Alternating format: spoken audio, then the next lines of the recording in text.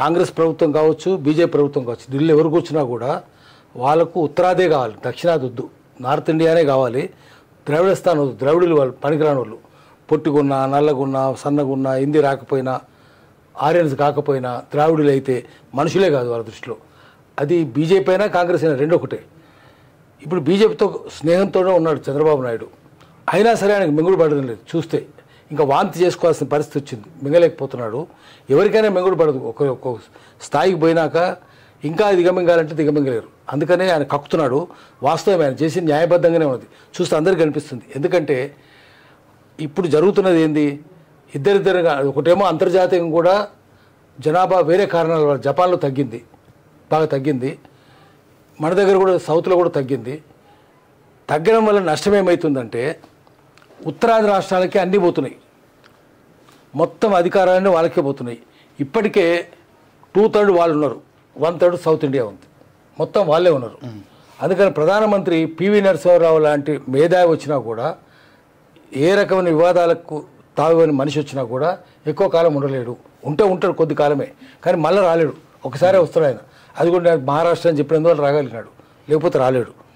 ఏమవుతుంది అంటే దక్షిణాది వాడు రాలేడు, దళితుడు రాలేడు, బీసీ రాలేడు, కింది వాళ్ళు అట్టడుగున్న దక్షిణాది వాళ్ళు, అట్టడున్న వర్గాల వాళ్ళు అధికారంలోకి రాలేరు, ఉత్తరాది వాళ్ళే వస్తారు.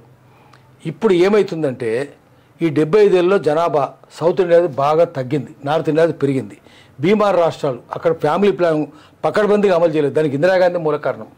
ఎందుకంటే 51 సర్వే జరిగింది, సెన్సస్ సర్వే 61 జరిగింది, 71 జరిగింది. ఆ తర్వాత మళ్ళీ ఇందిరాగాంధీ ఎమర్జెన్సీ పెట్టి సెన్సస్ జరగకుండా చూసింది. 25 ఏళ్ళు సెన్సస్ జరగలేదు. మళ్ళీ ఈ గవర్నమెంట్ వచ్చినాక, బీజేపీ గవర్నమెంట్ వచ్చినాక కరోనా వల్ల మూలకేసింది.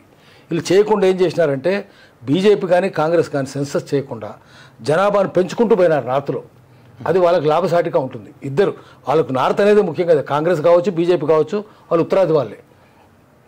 దక్షిణాదిలో జనాభా బాగా తగ్గింది. కేరళ ఉందనుకోండి, 99% లిటరసీ రేట్ ఉంది. వాళ్ళు పకడ్బందీగా అమలు చేసినారు కుటుంబ నియంత్రణ. ఆంధ్రలో, తెలంగాణలో కూడా పకడ్బందీ చేసినారు, కర్ణాటకలో చేసినారు, తమిళనాడులో చేసినారు, ఈవెన్ మహారాష్ట్రలో కూడా చాలా చోట్ల బాగా అమలు చేసినారు. ఒరిస్సాలో కొన్ని ప్రాంతాలు కూడా బాగానే చేసినారు. ఈ దక్షిణాదిలో బాగా జరిగింది. ఈ 75 ఏళ్ళలో ఉత్తరాదిలో జరగలేదు, జనాభా నియంత్రణ తగ్గనే లేదు, ఇక పైగా పెంచుకుంటూ పోయినారు. దానివల్ల ఏమైందంటే బీమార్ రాష్ట్రాల్లో, బీహార్ అంటే రోగం కాదు, బీమార్ అంటే బీహార్, మధ్యప్రదేశ్, రాజస్థాన్, ఉత్తరప్రదేశ్, వీటిని బీమారు రాష్ట్రాలు అంటారు. ఇక్కడ విపరీతంగా సంఖ్య పెరిగింది, జనాభా పెరిగింది. ఇప్పుడు